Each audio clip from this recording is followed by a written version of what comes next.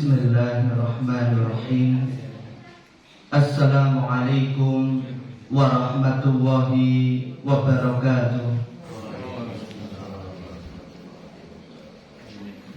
Alhamdulillahi rabbil alamin, wal 'aqibatu lil muttaqin.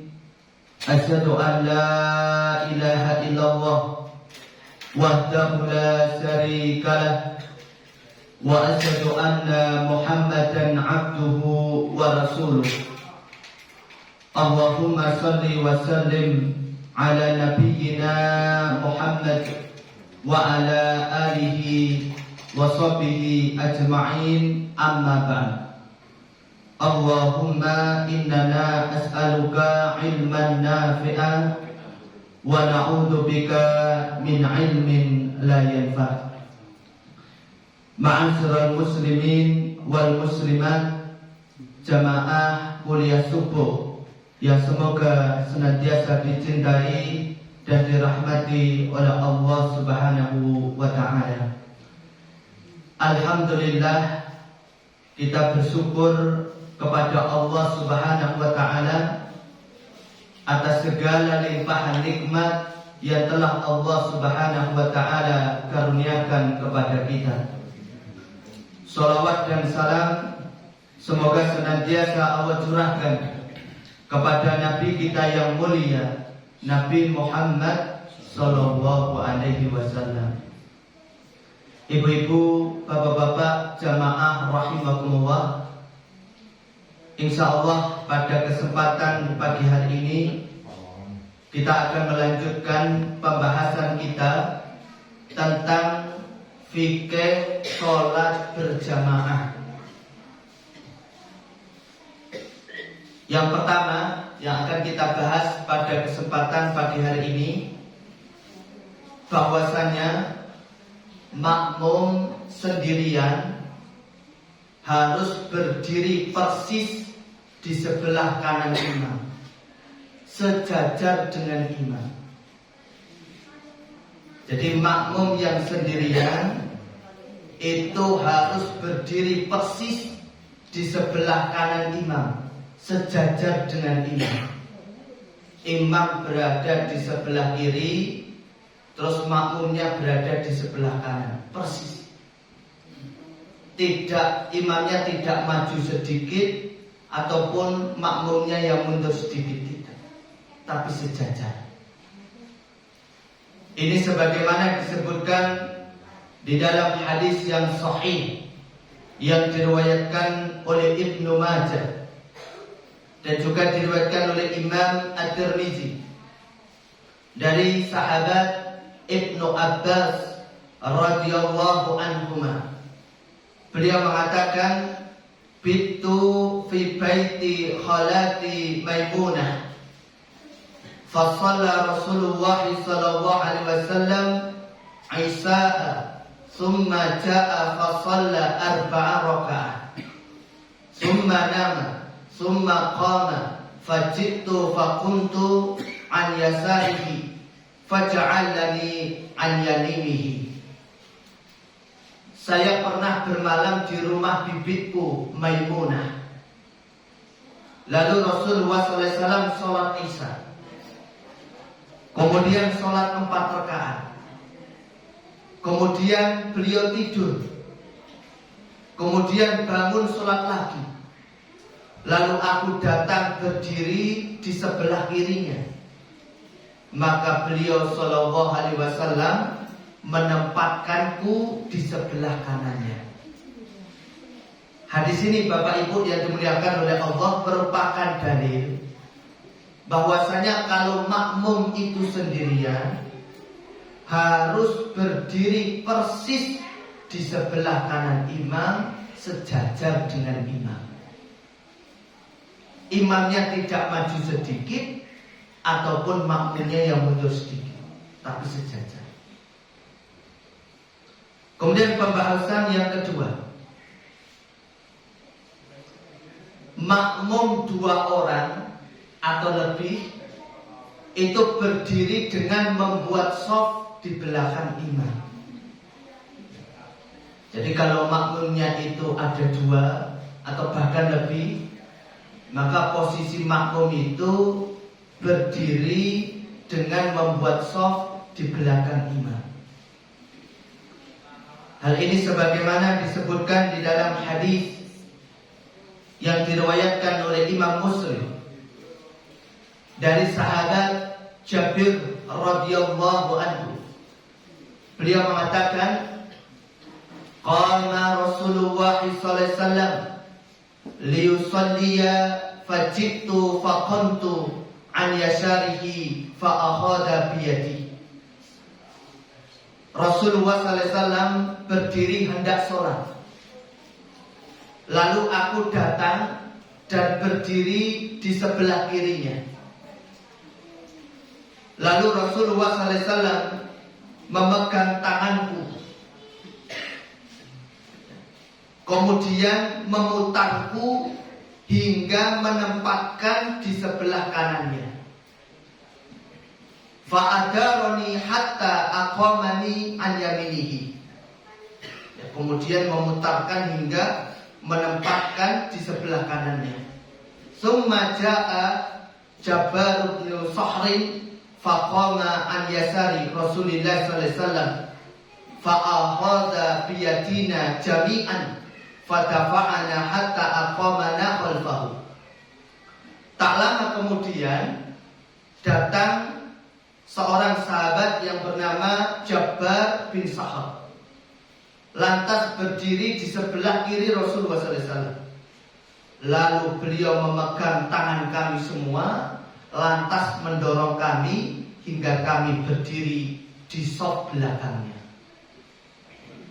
Hadis ini merupakan dalil Bapak Ibu, kalau seorang itu sholat berjamaah dan makmumnya lebih daripada 1, baik itu makmumnya 2, 3 atau yang lainnya, maka posisi makmum itu berdiri persis di belakang imam. Kemudian poin yang ketiga, yaitu jika makmum seorang perempuan, maka harus berada di belakang imam. Jadi kalau makmumnya perempuan, maka harus berdiri di belakang imam. Baik makmumnya perempuan itu jumlahnya 1 ataupun lebih.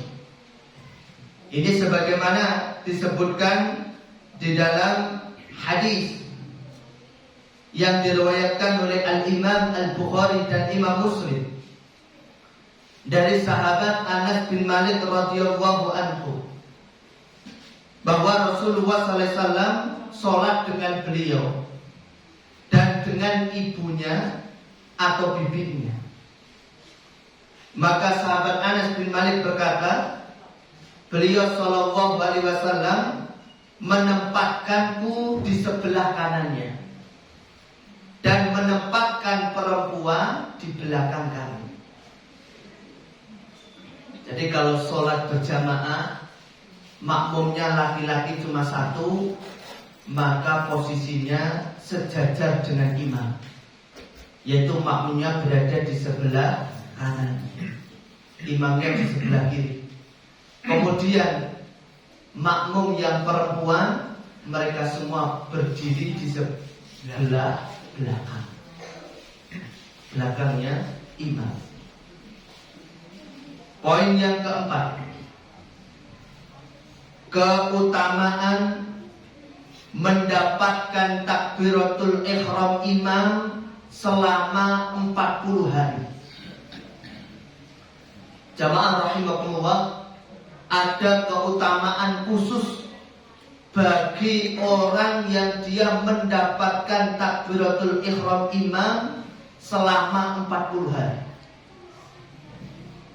Disebutkan di dalam hadis yang diriwayatkan oleh Al-Imam At-Tirmidzi, hadis yang hasan, dari sahabat Anas radhiyallahu anhu, Rasulullah sallallahu alaihi wasallam bersabda, Man shalla lillahi arba'ina yawman fi jama'atin yudriku takbiratal ula kutibat lahu bara'atina bara'atun minan nar wa bara'atun minan nifaq. Barang siapa yang sholat karena Allah selama 40 hari dengan berjamaah, mendapatkan takbiratul ihram imam. Artinya ketika imam takbiratul ihram Allahu Akbar, dia sudah berada di shaf untuk sholat berjamaah. Niscaya ditetapkan baginya 2 kebebasan. Yang pertama, bebas dari siksa neraka. Yang kedua, bebas dari sifat munafik. Jadi orang yang dia mendapatkan takbiratul ihram imam selama 40 hari, maka dia oleh Allah dibebaskan dari 2 hal. Yang pertama, dibebaskan dari adab neraka. Yang kedua, dibebaskan dari sifat nifak, sifat munafik.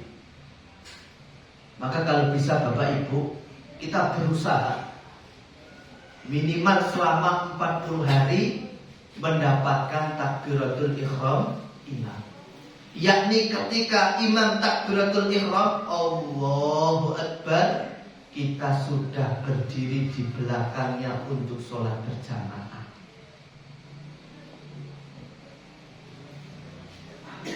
Kemudian poin yang kelima,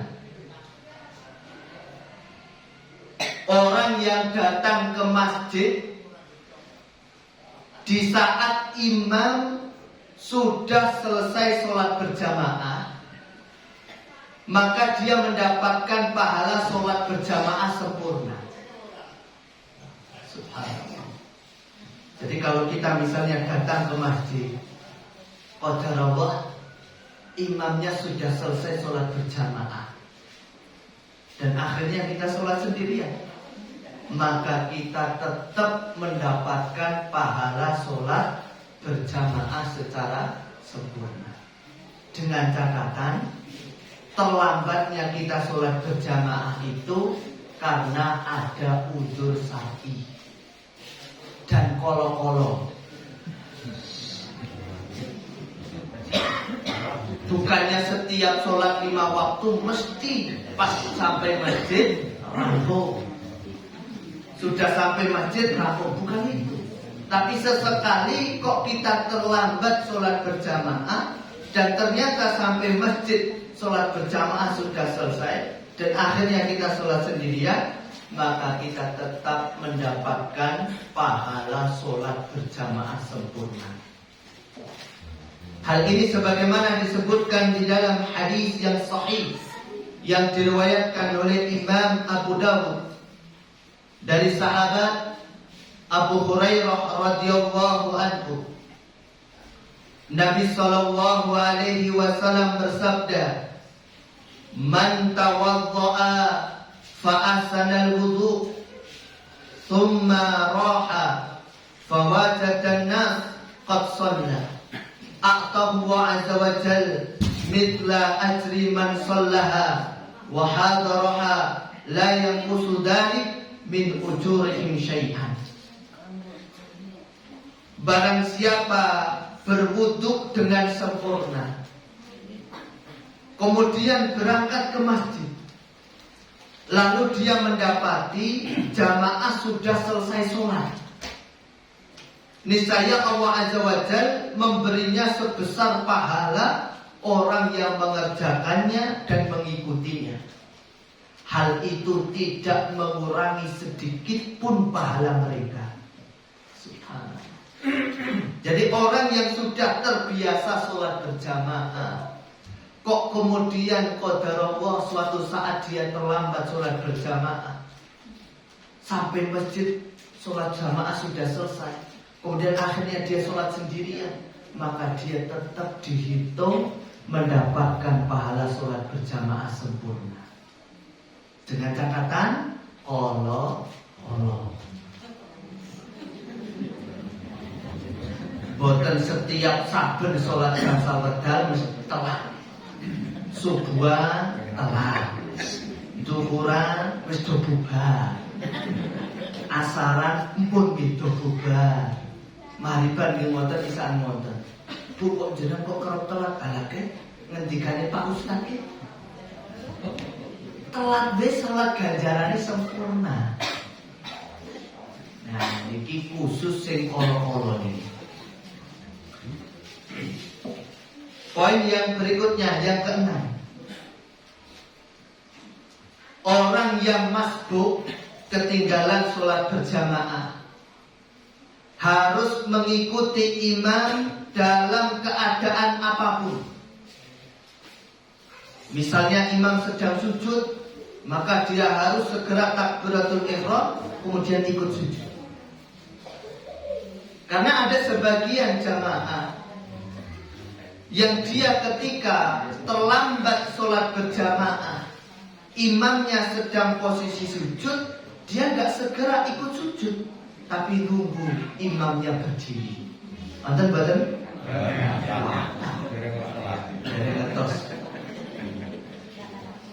Jadi imamnya sedang sujud, dia sudah sampai masjid, dia tidak langsung takbiratul ihram ikut sujud, tapi dia malah berdiri santai. Nunggu nih, kok kadang-kadang kayak gini. Kalian tuh. Yang betul adalah kalau kita masbuk, imamnya itu sedang sujud, kita segera ikut sujud.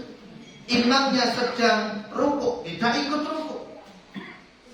Imamnya sedang duduk di antara dua sujud, kita segera takbiratul ihram, kemudian kita duduk di antara dua sujud. Ingat, sebelum kita mengikuti gerakan imam, kita harus takbiratul ihram dulu. Kalau enggak, sholatnya enggak sah. Takbiratul ihram itu adalah ucapan Allahu Akbar untuk memulai sholat. Misalnya imamnya sedang sujud, kita takbiratul ihram Allahu Akbar, kemudian langsung sujud. Jangan langsung sujud tanpa takbiratul ihram, sholatnya enggak sah. Hal ini sebagaimana disebutkan di dalam hadis yang sahih yang diriwayatkan oleh Al-Imam At-Tirmidzi dari sahabat Ali bin Abi Thalib dan juga sahabat Mu'ad bin Jabal radhiyallahu anhuma, bahwa Rasulullah sallallahu alaihi wasallam bersabda, "Idza ata ahadukumus shalah wal imam ala halin falyasna kama yasna'ul imam." Apabila seseorang di antara kamu datang ke masjid untuk sholat berjamaah, sedangkan imam berada dalam satu gerakan, maka lakukanlah sebagaimana yang dikerjakan oleh imam itu. Imamnya sedang sujud, segera ikut sujud. Imamnya sedang rukuk, segera ikut rukuk. Imamnya sedang duduk di antara dua sujud, segera duduk di antara dua sujud. Jangan tunggu imamnya berdiri. Karena sekali lagi Bapak Ibu, banyak sekali orang ketika sholat berjamaah, imamnya sedang sujud, dia nunggu sambil ngamati. Oh Pak Kai sak jamaah lagi, malah diteni. Oke Pak Kai. Oke Pak Kai, sujudnya keliru be. Oh Pak Kai bersarung gajah duduk, malah diteni sarung nih. Gak benar. Yang betul adalah imam, dia harus segera takbiratul ihram, langsung ikut gerakan imam.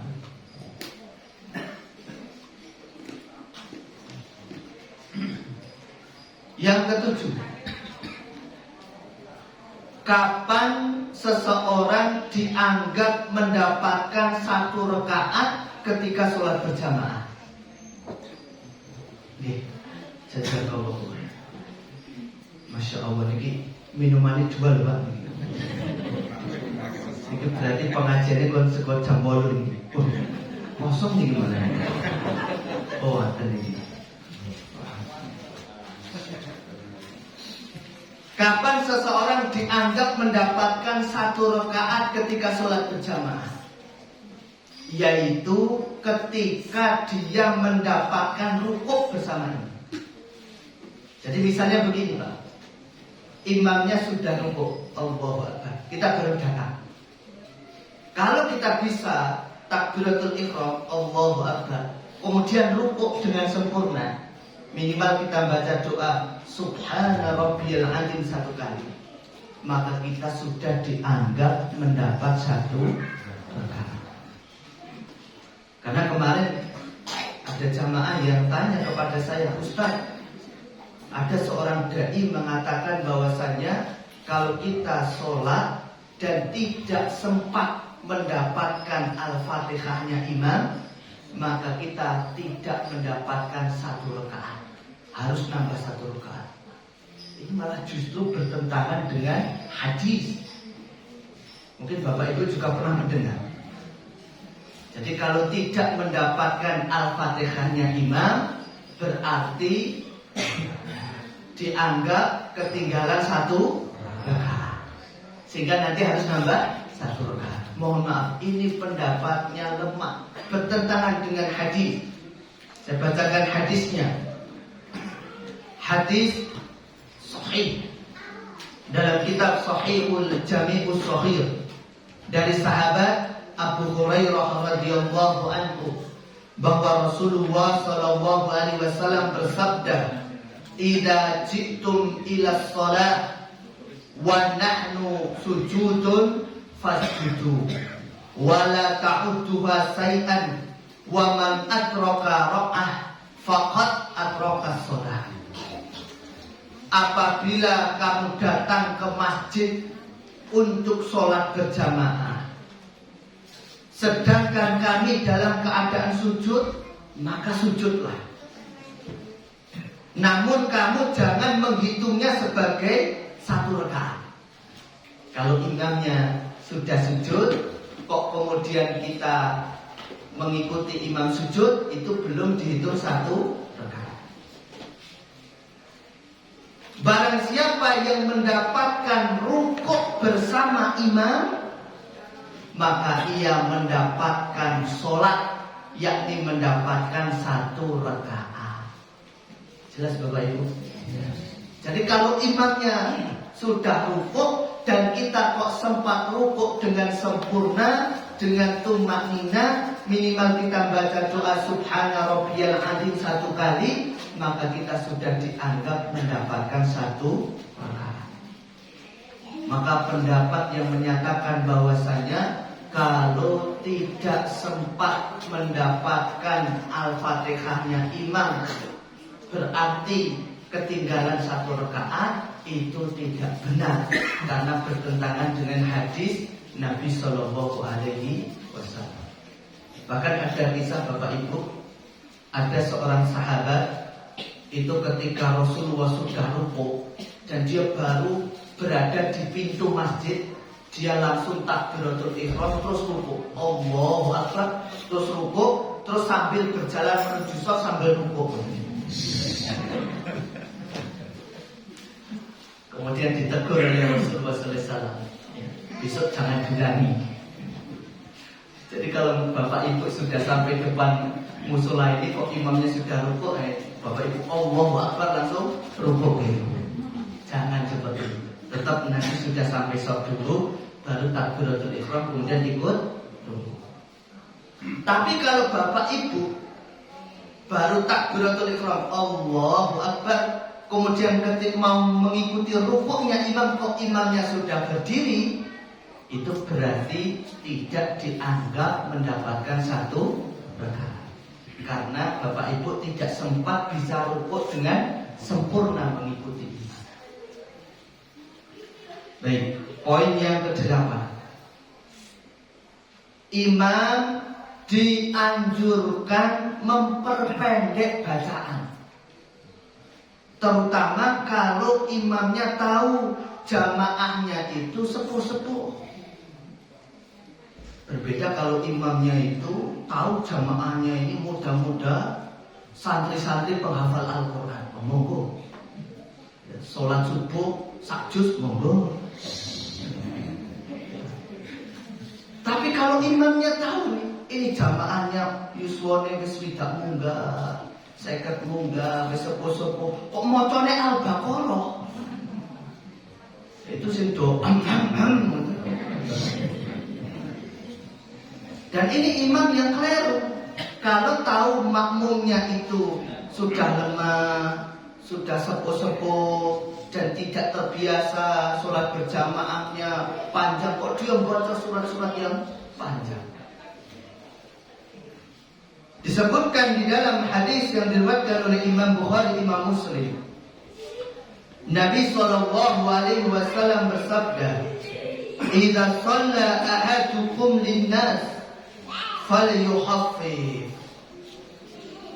Apabila salah seorang di antara kamu sholat untuk para makmum, maka perpendeklah. Fa inna fihim dha'if wa sakin wal kabir wa idza shalla li nafsihi falyutawwil ma syaa. Karena di antara makmum itu ada yang lemah, ada yang sakit, ada pula yang sepuh. Namun apabila ia sholat untuk dirinya sendiri, maka perpanjanglah semua. Sebagian imam, dia ingin menunjukkan kepada jamaahnya, kalau dia hafalannya banyak, maka seluruh hafalannya dibaca. Subhanallah, An-Naba, An-Nazi'ah, dibaca semua sampai makmumnya dedek. Kemudian ketika sholat sunnah rawatib malah banter tenan. Macane rakaat pertama kulhu, rakaat kedua inna atoina. Tapi ketika mau buwo ora ilo-ilo, niki keliru. Nah dikatakan Nabi, idza shalla ahadukum linnas falyuhaffif. Apabila salah seorang di antara kamu sholat untuk para makmum, maka perpendeklah. Pun perpendek. Bukan berarti terus pendek banget, tidak. Tapi jangan panjang-panjang. Dan jamaah sholat, baik sholat wajib maupun sholat tarawih, di zaman kita sekarang ini senang dengan imam-imam yang pendek. Dia betul Bu? Sepakat. Semangat ya pendek. Tapi bukan nanti untuk pendek banget, tidak. Tapi ya sedang, jangan terlalu panjang.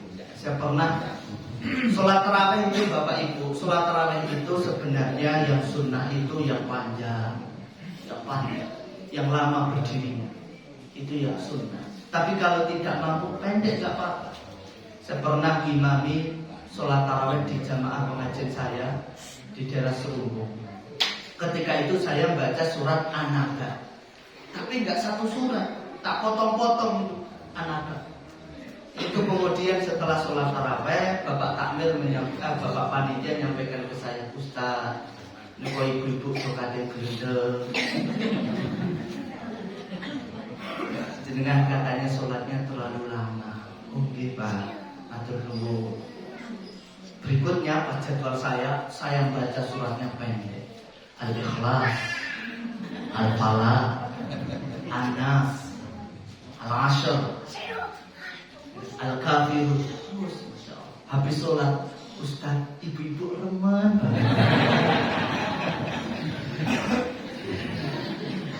Udah tahun kemarin saya putuskan, kalau begitu kalau ditawari untuk jadi imam tarawih, saya nggak mau. Saya pengen mending sholat tarawih di pondok. Di pondok terserah saya. Santri nggak ada yang berani protes sama saya. Mau tak bawa, mau tak pendek, itu terserah saya. Orang wali gundengan santri. Jadi tetap imam itu harus memperhatikan kondisi, termasuk berbeda dengan sholat Jumat Pak. sholat Jumat, imam itu ketika khutbah yang pendek, sholatnya yang agak panjang. Sebagian imam tidak begitu, sebagian khutbahnya setengah jam, sholat Jumatnya 5 menit, menyelisih sunnah Nabi SAW. Maka saya pesan kepada para khotib, perpendeklah khutbah Jumat. Ini sunnah. Berapa menit Ustaz? Maksimal 15 menit. Kalau bisa kurang daripada itu. Saya itu termasuk khotib favorit. Bukan karena khutbah saya bagus, tapi karena pendek. Saya kalau khutbah itu rata-rata 10 menit, bahkan kadang 7 menit. Jadi makmum itu ternyata senang sekali dan ternyata masuk. Jadi kalau khutbahnya pendek itu malah yang disampaikan khotib masuk. Tapi kalau panjang, kalau ngidul itu malah gak masuk. Apa ngantuk nih? Apalagi khotibnya modal membaca buku itu loh, Masya Allah. Dari awal sampai akhir dibaca itu. Itu saya yakin itu belakang-belakang itu sekarang sendetan sekarang. Jadi yang pendek, yang nggak pendek-pendek amat, tapi jangan terlalu panjang. Kemudian khutbah Jumatnya yang sholat Jumatnya yang Kemudian poin yang ke-9, imam dianjurkan memanjangkan rakaat pertama daripada rakaat kedua dan seterusnya. Jadi panjangnya rakaat pertama itu harus lebih daripada rakaat kedua, ketiga dan keempat. Jangan rakaat pertama itu membaca surat Al-Kautsar, rakaat kedua membaca surat Al-Mulk. Rakaat kedua lebih panjang daripada rakaat pertama. Rakaat pertama itu yang lebih panjang, baru rakaat yang kedua yang lebih pendek. Ya, disebutkan di dalam hadis yang sahih riwayat Imam An-Nasa'i dari Abu Sa'id radhiyallahu anhu, beliau mengatakan, laqad kana salatu dhuhri tuqamu fayadhabu dhahik ila al-baqi fayati hajatahu thumma yatawadda thumma yati wa Rasulullah sallallahu alaihi wasallam fi raq'ah ula mimma yutawwiluha. Sungguh salat zuhur sedang dimulai, lalu ada di antara jamaah yang keluar pergi ke Baqi untuk buang hajat. Setelah selesai buang hajat, kemudian dia berwudu, lalu berangkat ke masjid lagi. Sedangkan Rasulullah SAW masih berada pada rakaat pertama, karena beliau sangat memanjangkan rakaat pertama. Rasulullah sholat zuhur, rakaat pertama itu panjangnya. Ada orang dia pergi ke Baqi untuk buang hajat. Setelah selesai buang hajat, dia berwudu dengan sempurna. Kemudian kembali lagi ke masjid dan Rasulullah masih berada di rakaat pertama. Sholat zuhur. Ini menunjukkan bahwasanya dianjurkan imam itu memanjangkan rakaat pertama daripada rakaat kedua, ketiga dan seterusnya. Poin yang ke-10, wajib mengikuti gerakan imam ketika sholat dan dilarang mendahului imam. Tidak boleh mendahului imam. Haram hukumnya mendahului imam. Imamnya belum rukuk, makmumnya sudah rukuk. Imamnya belum sujud, sudah sujud. Imamnya belum mengangkat dari sujud, dia sudah mengangkat dari sujud. Disebutkan di dalam hadis muttafaqun alaih riwayat Imam Muslim dan Imam Bukhari, Nabi sallallahu alaihi wasallam bersabda, "Innama ju'ilal imam liyutamma bihi, fa idza kabbara fakabbir."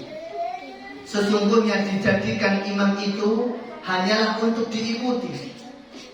Karena itu apabila dia sudah takbir, maka hendaklah kamu takbir. Fa idza sajada fasjudu, apabila dia sujud, maka sujudlah kamu. Wa idza rafa'a farfa'u, apabila dia mengangkat kepalanya, maka angkatlah kepala. Bahkan ada ancaman orang yang dia berani mendahului imam. Kata Nabi sallallahu alaihi wasallam, "Amma yakhsha ahadukum idza rafa'a ra'sahu qabla al-imam ayaj'ala Allah ra'sahu ra'sa himar." Tidaklah seorang di antara kamu merasa takut bila mengangkat kepalanya sebelum imam, Allah akan menjadikan kepalanya seperti kepala keledai. Pengen Bapak Ibu kepalanya dirubah jadi kepala keledai? Au yaj'alullah suratuhu suratu himar, atau Allah akan menjadikan raut wajahnya seperti wajah keledai. Ini ancaman bagi orang yang berani mendahului. Maka ketika sholat berjamaah, imam juga harus betul cara takbirnya, cara takbir intiqalnya, cara takbiratul ikhramnya. Takbir intiqal itu takbir perpindahan satu gerakan ke gerakan lain. Jangan imam ketika rukuk kok begini, Allahu Akbar, kemudian dia baru rukuk. Jangan. Tapi takbir intiqal itu Allahu Akbar, sambil bilang Allahu Akbar dia sambil rukuk. Jangan dia Allahu Akbar kemudian baru rukuk. Kasihan yang belakang akhirnya rukuk mendahului imam. Begitu pula ketika berdiri, jangan dia masih sujud kok dia bilang Allahu Akbar. Pengatuk dulu.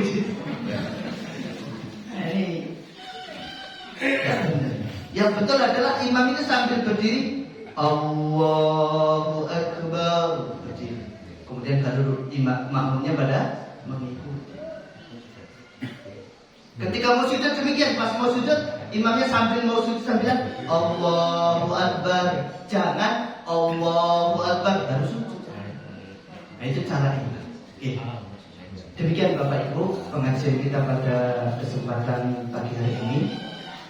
Insyaallah pada pertemuan bulan depan masih melanjutkan fikih sholat berjamaah.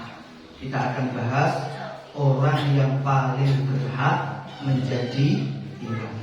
Saya ingin meluruskan bahwasanya yang paling berhak jadi imam itu dalam sebuah masjid bukan yang paling tua. Tua itu pilihan terbaik, tapi yang paling bagus bacaan Al-Qur'annya, bagus dari segi tajwid dan makhrijul hurufnya. Walaupun dia mungkin masih muda, tapi nanti ada kriteria-kriterianya kita akan bahas pada pertemuan yang akan datang insyaallah taala. Waktu yang tersisa kita gunakan untuk diskusi dan tanya jawab.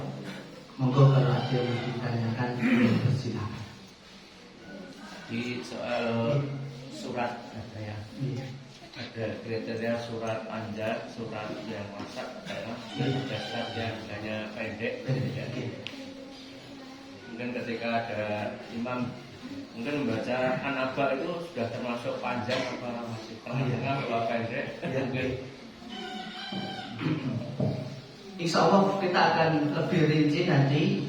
Kita akan bahas pada pertemuan yang akan datang tentang macam-macam surat. Jadi betul Ustaz, ada surat yang kategori pendek, ada surat yang kategori sedang, dan ada surat yang kategori panjang. An-Naba itu masuk kategori surat yang sedang karena berarti 30 ayat dan dia pendek-pendek. Jadi nak sebenarnya imam masuk An-Naba itu urung panjang. Sebenarnya. Tapi sekali lagi, walaupun itu termasuk surat yang sedang, tapi tetap imam harus hikmah. Dalam artian kalau makmumnya ini masih latihan sholat berjamaah, imannya belum kuat, ya kita lebih baik hikmah itu dalam artian daripada gawe jamaah mutung, karena ada model jamaah mutungan. Mau imamnya gawe siti mutungan. Nah, kita ngomong, imam itu ngomong jangan menuruti egonya. Maka kata Nabi dia pengen sholat yang panjang, silahkan dia bisa sholat tahajud yang panjang, sholat rawatib yang panjang. Atau misalnya dia lihat pas sholat subuh, ini kok sing jamaah kok nom kabeh kesempatan untuk apa? Foto panjang. Ini kok jamaah. Makanya kan anjuran imam itu sebelum dia sholat jangan langsung dia sholat kok kemudian langsung takbiratul ihram, jangan. Tapi dia lihat dulu kondisi makmum. Ini kok yuswanya wiswida 50. Saya termasuk kalau di pondok itu saya sering kalau ngimami santri saya yang pendek. Kenapa? Karena muhafid yang ada di pondok saya yang hafalannya banyak, dia ketika imam panjang. Sedangkan saya yang bukan hafid Al-Quran, ya, saya menyenangkan santri. Kalau pas imam saya bacaannya yang pendek. Santri kalau pas saya kok maju jadi imam terus senang sekali. Karena kalau yang pas imamnya muhafidnya, masya Allah itu santri kasih lama. Tapi tidak masalah kalau di pondok. Tapi kalau di jamaah ya jangan. Lihat apa kondisi. Begitu. Ada lagi?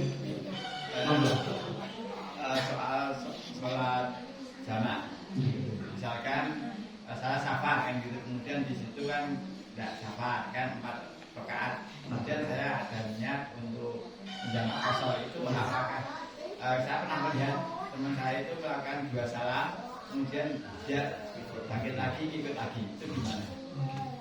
Kalau kita sedang safar, nanti kita juga akan bahas ini. Kalau kita sedang safar dan kita sholat berjamaahnya bermakmum kepada imam yang mukim, maka kita menyempurnakan sholat, bukan mengqashar sholat. Ya, kalau manut imam, kalau imamnya 4 rakaat kita ikut 4 rakaat. Imamnya 3 rakaat ya 3 rakaat berdepan di jadi 1,5 berdepan. Dan tidak tepat kalau dia misalnya imamnya 4 rakaat, dia makmum kepada imam yang mukim karena dia tidak safar kan. Kemudian 4 rakaat kok kemudian dia sholatnya 2 rakaat, nggak tepat. Kecuali dia yang disuruh jadi imam, bukan dia imam. Ya, makmumnya imamnya yang mukim itu mempersilakan dia jadi imam. Maka dia sholat 2 rakaat, kemudian para makmum yang mungkin nambah 2 rakaat. Demikian. Berarti 4 juga atau 4 rakaat sudah selesai kan zuhur, mau dijamak dengan asar misalnya, maka dia langsung buat jamaah sendiri kalau ada jamaah teman, kalau enggak dia langsung berdiri sholat 2 rakaat di qashar. Jadi seperti itu. Yang zuhurnya enggak di qashar karena dia bermakmum dengan imam yang mukim, kemudian kalau asar kan dia yang mukim kan nggak mau qashar, maka dia kemudian 2 rakaat. Atau kalau mau dia mengqashar ya dia sholat buat jamaah sendiri, tapi nunggu sholat utama selesai. Tidak boleh musafir kok dia masuk masjid lagi ada sholat utama kok dia mendirikan jamaah sendiri, nggak boleh. Dia harus nunggu sampai selesai kalau dia mau qashar. Tapi lebih utama dia tetap mengikuti. Bahkan saya satu di masjid musafir kecuali masjid musafir. Kemudian saya sampaikan juga termasuk ini. Kita yang berpendapat bahwasanya qunut subuh itu tidak ada, seperti saya berpendapat qunut subuh tidak ada. Tapi demi menjaga persatuan, dan ini yang dipraktikkan oleh para ulama, kalau kita bermakmum kepada yang qunut subuh, kita ikut qunut subuh. Contoh nyata, beliau Bapak A.L. Farudin. Beliau ketika bermakmum kepada yang kunut subuh, beliau ikut kunut subuh. Berbeda kalau jadi imam. Ya, kita jadi imam, misalnya saya jadi imam di masjid yang kunut subuh, maka saya akan katakan, mohon maaf Pak, saya nanti kalau jadi imam saya nggak akan kunut subuh. Nah gitu. Tapi kalau kita jadi makmum ikut kunut subuh, dan itu yang saya praktekkan Pak. Karena kalau enggak Pak, nanti yang madorot yang paling besar terjadi perpecahan. Dan masalah kunut subuh sama tidak, jangan buat ribut. Insya Allah orang itu kalau belajar fikih Pak, secara mendalam, kitab rujukannya banyak Pak. Itu kalau masalah fikih lapang dada. Betul Pak. Tapi kalau orang baru ngaji satu kitab, itu masalah fikih, waduh, wah, ngotote. Contoh, saya sering mendapati masalah sholat tarawih 2, 3 atau 11. Saya longgar Pak. Saya mempraktikkan 11. Tapi mau 2, 3, monggo. Ada riwayatnya dari para sahabat yang 23. Anda mau subuh, monggo subuh. Subuhan pakai kunut, monggo. Saya enggak. Jika subuh enggak pakai kunut. Yang masalah itu yang enggak subuhan itu loh Pak. Monggo subuhan apa ya dipermasalahkan Pak. Sing mboten subuhan itu yang di masalah. Ini nak masalah akidah kenceng Pak kita Pak. Ada orang yang mengatakan bahwasannya semua agama benar, kita katakan sesat itu Pak. Dijauhi orang seperti itu Pak. Kita katakan demikian. Karena ini masalah akidah. Nah masalah fikih longgar lapang. Termasuk kita kajian fikih ini dengan akan mengikuti pendapat saya. Monggo, enggak pun monggo. Longgar masalah fikih. Untuk imbang umpamanya supaya tadi disampaikan ada yang makmum 2 sebelah kanan, tapi juga nanti ada yang makmum 1 kanan 1 kiri atau 2 kanan 2 kiri sejajar semuanya. Kemudian juga pernah itu yang 2 diundurkan oleh Nabi, dua-duanya diundurkan karena mungkin tambah sholat atau nanti imamnya maju. Yang pertama nih, betul Ustaz. Jadi yang pertama, yang lebih utama itu berada di shaf yang sebelah kanan. Namun cara membuat shaf itu bukan demikian Pak. Bukan berarti kanan juga baik, terus yang kiri kosong, bukan Pak. Tapi cara membuat shaf itu, kalau imamnya berdiri, kalau 2 persis berada di belakang imam. Kalau tambahan, mulai dari yang kanan dulu. Kemudian baru datang, jangan langsung kanan, tapi kemudian menyeimbangkan yang kiri. Kemudian datang lagi, kanan dulu, jangan yang kiri dulu. Kanan dulu. Kemudian yang baru datang lagi, menyeimbangkan. Demikian betul Ustaz. Nanti insya Allah kita akan rinci lebih detail. Soalnya jamaah itu biasanya senangnya kanan ya kanan. Terus nanti sudah imbang, kadang-kadang. Alhamdulillah Ustaz, kalau ada jamaah yang suka kanan itu rada mending gitu ya. Karena mencari keutamaan ya kanan. Walaupun praktek kurang tepat ini rada mending. Kalau ada jamaah kok senengnya ning pojok mburi, ning kiri meneh. Beda melayu cepat ini. Lagi tak. Mungkin demikian nih karena sudah masuk waktu subuh, mudah-mudahan bermanfaat.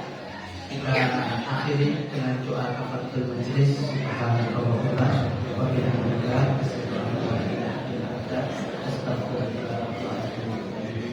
Wassalamualaikum warahmatullahi wabarakatuh.